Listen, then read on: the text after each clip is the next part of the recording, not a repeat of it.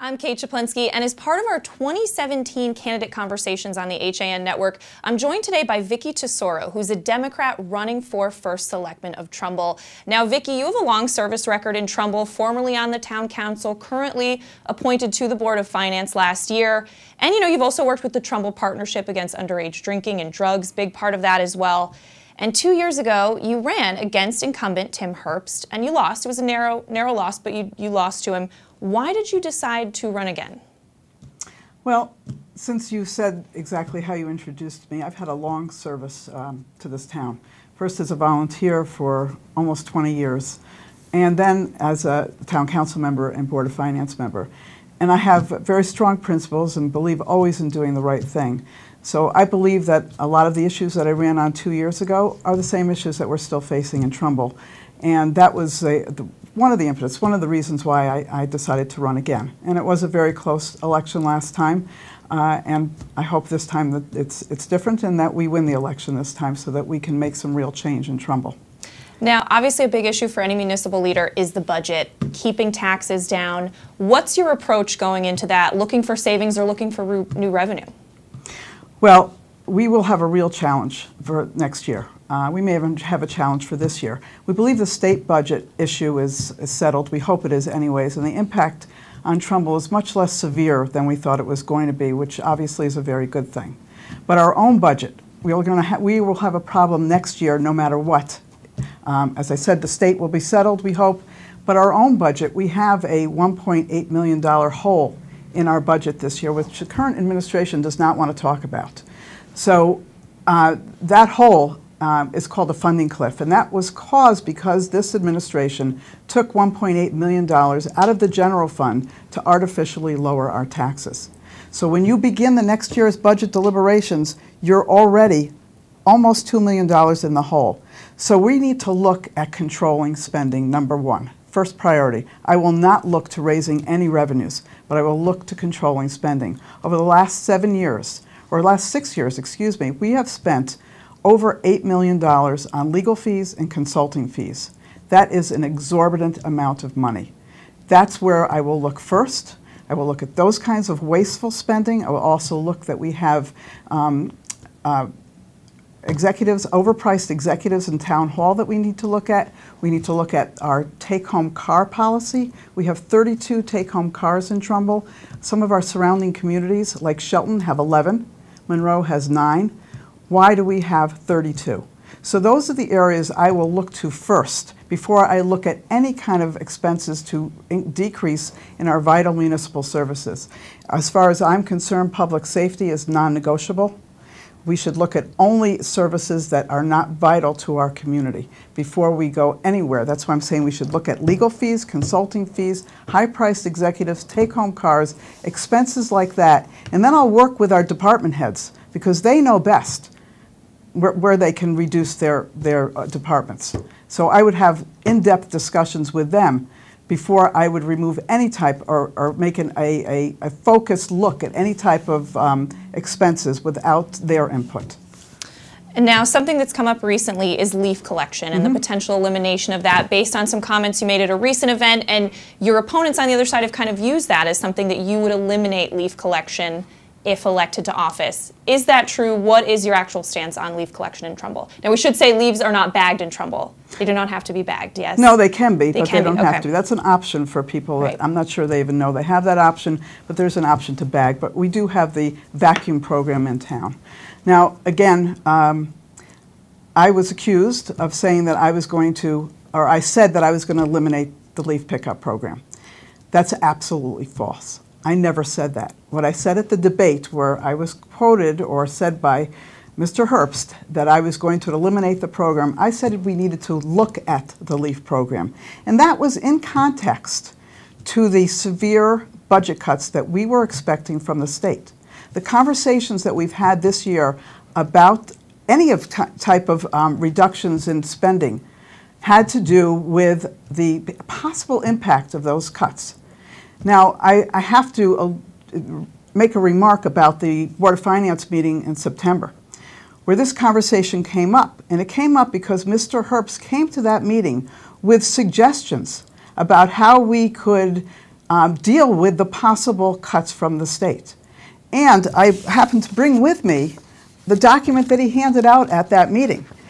And if your cameras can focus on it, you can see that there were a number of proposals for additional revenue that the First Selectman discussed with us. These were his suggestions, and one of them was to eliminate the leaf pickup program. So he brought this to us as a suggestion, and there was bipartisan support. It wasn't just the Democrats who said possibly we should look at that, because we're looking at a possible $5 million plus reduction of revenue from the state. So in that context, that's what that discussion was all about. I never said at that debate on October 17th that I would eliminate the leaf pickup program. That's false, and I did a robocall myself to tell people, because as a leader, you can't allow others to twist your words. That's Mr. Herbst's words. They were not my words. And speaking of Mr. Herbst, there is no incumbent in this race. He's not seeking re-election. So if you were to win re-election, how would your administration be different, if at all, from the current one? Well, that's certainly one of the reasons why I'm running. When I was a town volunteer, and when I was on the town council, a minority leader for 2 years, and on the Board of Finance, I've always put the people first. And I think this administration has forgotten how to listen to the people. They have not listened to their voices. That will be a difference in my administration. We are elected officials. We are public servants. It is our duty to listen to the people.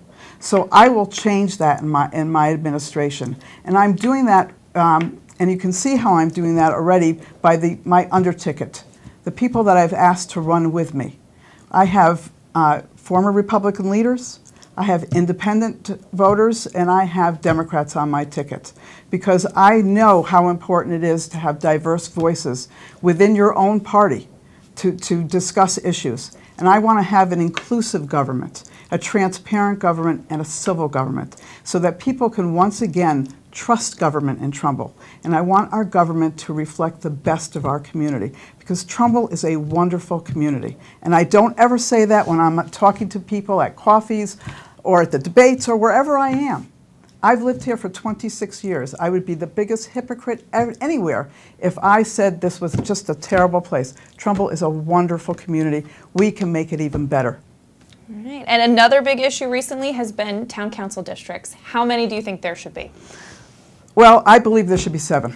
And when I was on the town council, first elected in 2011, I was on the redistricting committee, and I fought at that time and advocated that we should remain at 7 districts. It is better for a community to be in balance, to be equal. We have 21 town council people under our charter. If you divide 21 by 3 or by 7, you're going to get an equal number. I believe you should divide it by 7. If you divide it by 4, you're unequal. And unequal and balance is never better.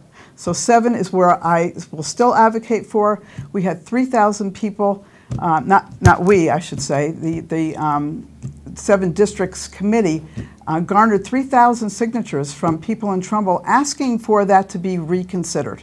And our town council decided that they would not even let that come to the floor of the council to even be discussed. That's a disgrace. Again, not listening to the voices of our people that is allowed under our charter for that to happen. So I believe 7 districts, it's better, it's equal. We have 7 polling places, making it easier for people to vote. And we also have something in Trumbull called majority limitation. So 7 districts doesn't guarantee anybody, any party, a seat at the table. What it does do, the majority limitation, which is a provision in our charter, is it allows the majority to only have a certain number of seats, but it does not guarantee any party any seat.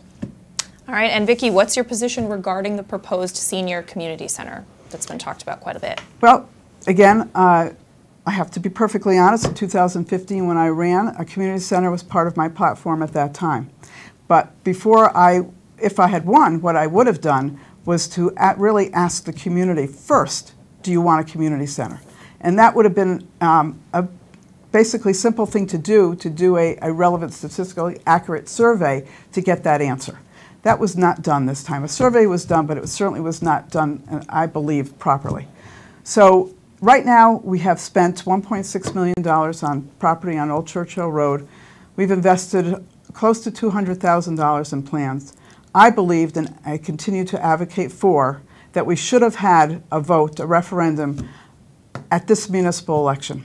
Because what better time is it when most of the people are coming out to vote to ask that question, rather than to do it later in whatever process will happen, whatever first selectman is elected, because the process will continue, but we will then have to invest more money to have a special election.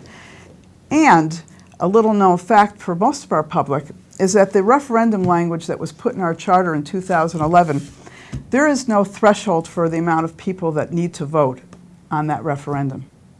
Most referendums, such as those, a certain percentage of your population must come out and vote.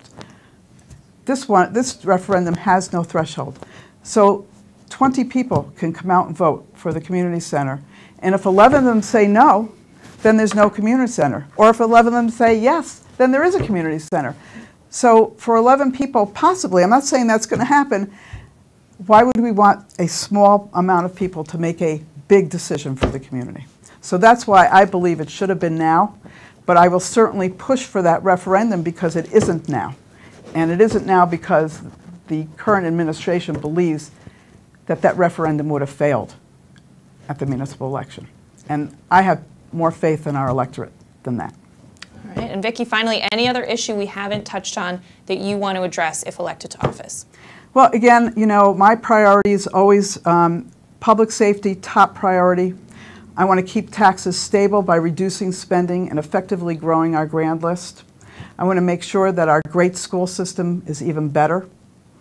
And again, about civil and transparent government. That's what I'm all about. I'm about doing things the right way for the right reason. And I don't need to be involved in this negative campaigning that we're seeing some of. I'll leave that negative campaigning to other people. If they believe that that's how you win an election, that's not how I believe you win an election. I believe in staying positive, sticking to the facts, and talking about the issues and my vision for Trumbull. All right, Vicki Tesoro, a candidate for First Selectman of Trumbull. Thanks so much for joining us, Vicki. Thank you. All right, we'll see you next time on our 2017 Candidate Conversations.